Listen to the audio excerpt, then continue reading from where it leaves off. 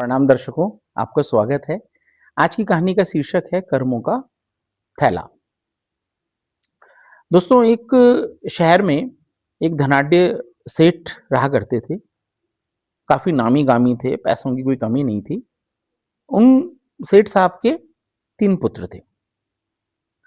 एक दिन उन्होंने अपने तीनों पुत्रों को बुलाया और बोला कि बेटा, मेरी उम्र काफ़ी हो गई है और अब मैं चाहता हूँ कि थोड़ा घूम फिर लूँ। तो तीनों बेटे कहते हैं, ये तो बहुत अच्छी बात है पिताजी, आपकी जहाँ इच्छा है आप घूमने जाइए। तब वो अपने नौकर को इशारा करते हैं और नौकर 3 थैले लेके आता है। थैले बहुत बड़े-बड़े होते हैं। वो तीनों थैले एक-एक थैले अपने तीनों बेटों के हाथ में देते हैं और कहते हैं, बेटा, मैं चाहता हूँ कि मेरे इस सफ़र के लिए तुम कुछ खाने-पीने का सामान, जो भी तुम्हें ज़रूरी लगे, वो इसमें अपने हिसाब से ले आओ। तीनों थैले ले लेते हैं। अब बड़ा बेटा बड़ा समझदार होता है। बड़ा बेटा सोचता है कि पिताजी सफ़र में जाएँगे, उनको हो सकता है ठंडा लगे, हो सकता है उनकी कोई बीच में तबीयत खराब हो, बुखार आ जाए, पेट में दर्द हो जाए, खाँसी-जुकाम हो जाए, उनको मच्छर काट ले, उनको क्या-क्या चीज़ें अच्छी लगती हैं, उनको ड्राई फ्रूट की ज़रूरत पड़ेगी, उन्हें फ्रूट्स की ज़रूरत पड़ेगी, उनको मेडिसिन्स की ज़रूरत पड़ेगी, गर्म कपड़ों की ज़रूरत पड़ेगी, मफ़लर की ज़रूरत पड़ेगी, बाम की ज़रूरत पड़ेगी।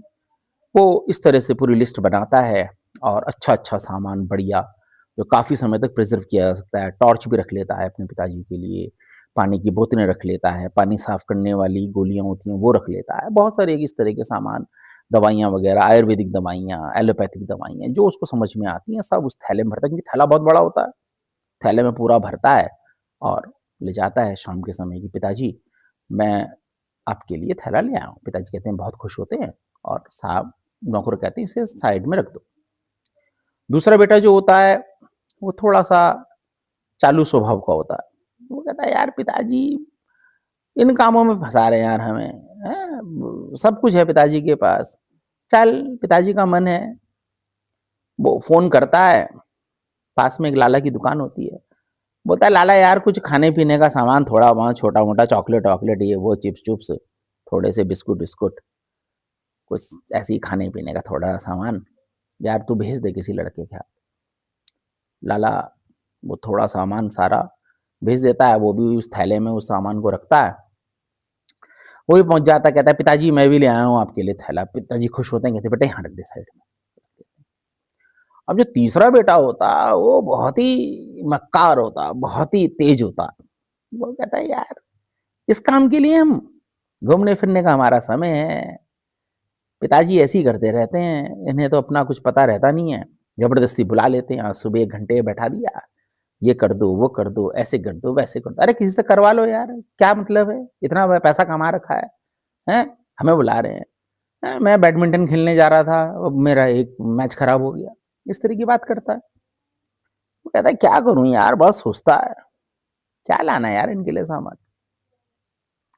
तो पड़ोस में जाता है, वहाँ से 2-4 चिप्स के पैकेट, एक आधा कुरकुरे का पैकेट ले आता है और 6 केले ले आता है। कहता है, थैला तो बहुत बड़ा है यार, क्या करूँ? देखता है इधर-उधर कमरे में, तो उसको अखबार दिखाई देते हैं पुराने। तो उन अखबारों के गोले बना लेता है, छोटे-छोटे गोले-गोले बना लेता है। थैले में उनको भरता है, ऊपर से वो चिप्स-चुप्स रखता है, कुछ केले रखता है, गाँठ बाँधता, पहुँच जाता है।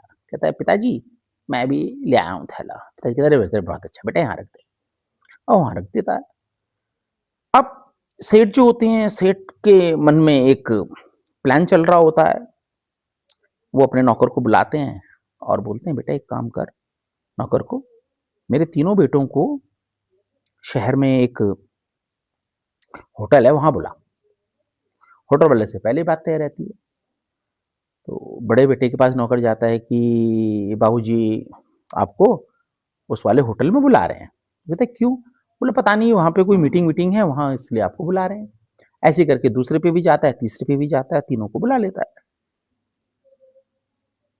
तीनों वहाँ पहुँचते हैं तो पिताजी वो तीनों थैले लेके वहाँ पहुँचे हुए होते हैं पहले से और कहते हैं कि बेटा ये अपने-अपने थैले लेके रूम्स में चले जाओ। तो उन्हें समझ में नहीं आता कि क्यों कह रहे, बोले बेटा मैं आता हूँ बेटा अभी। बोला अच्छा। तो बड़ा बेटा अपना वाला थैला उठाता है और एक रूम में जाता है, दूसरे वाला अपना थैला लेके जाता है, तीसरा वाला अपना थैला लेके जाता है। और जिस प्रकार से तय हुई होती है होटल वालों के साथ उसके पिताजी की, वो बाहर से लॉक कर देते हैं। लॉक कर देते हैं तो खटखटाते हैं कि अरे क्या हो गया क्या हो गया। तो उनका नौकर कहता है कि अब आप कुछ समय के लिए अंदर ही रहेंगे, या आपके पिताजी ने ऐसा कहा है। अब मोबाइल भी नहीं होते उनके पास, फोन भी नहीं होते, कुछ नहीं होता उनके पास, क्योंकि पहले ही बाहर रखवा लिए जाते हैं उसके पिताजी के द्वारा। और परेशान हो जाते हैं वहां पे कि अब क्या करें, कैसे करें, क्या होगा। समय बीतता है। अब बड़े वाले ने अपने पिताजी के लिए जो भी सामान रखा होता है, खाने पीने का, ओढ़ने का, वो प्रचुर मात्रा में होता है। वो आराम से खाता है, पीता है और सर्वाइवल करता है। जो दूसरा होता है बेटा, जिसने कुछ सामान रखा हुआ होता है और बाकी थैला खाली रखा हुआ होता है, वो शुरू के 2-4 दिन तो बड़े मौज में करता है, लेकिन आगे के दिनों में उसको बड़ी परेशानी होने लगती है, क्योंकि उसके पास खाने के लिए नहीं होता है, उसके पास उसको ठंड लगती है, उसके पास ओढ़ने के लिए कपड़े नहीं होते हैं।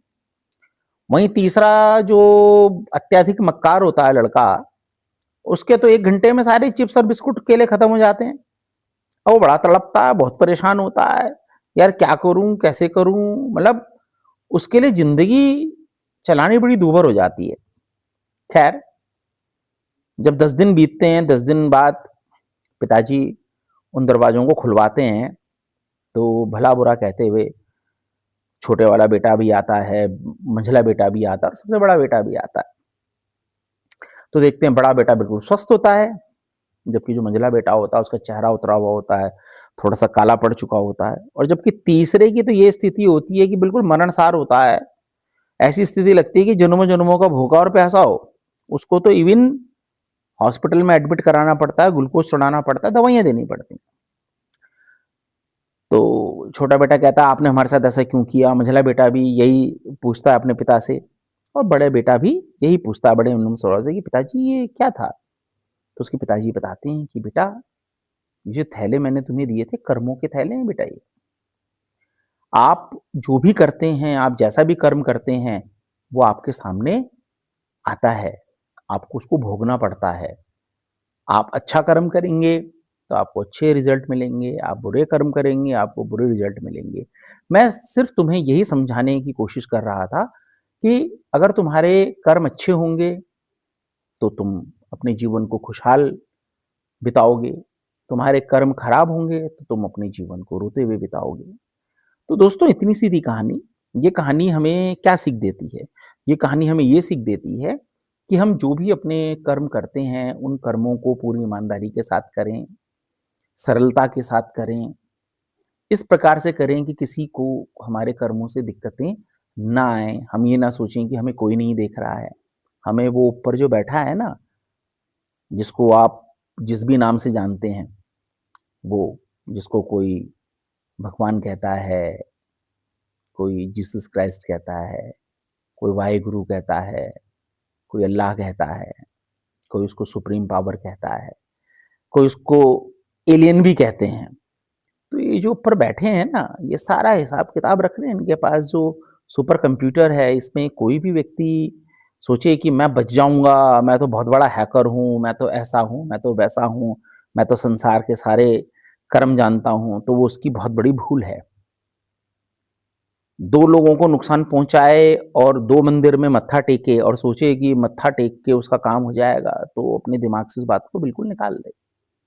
कर्मों की माला है दोस्त, गले में जरूर पड़ेगी, और तुमने अगर मोती डाले होंगे तो ठंडक प्रदान करेगी, और कांटे पिरोए होंगे दोस्त तो वो चुभेगी।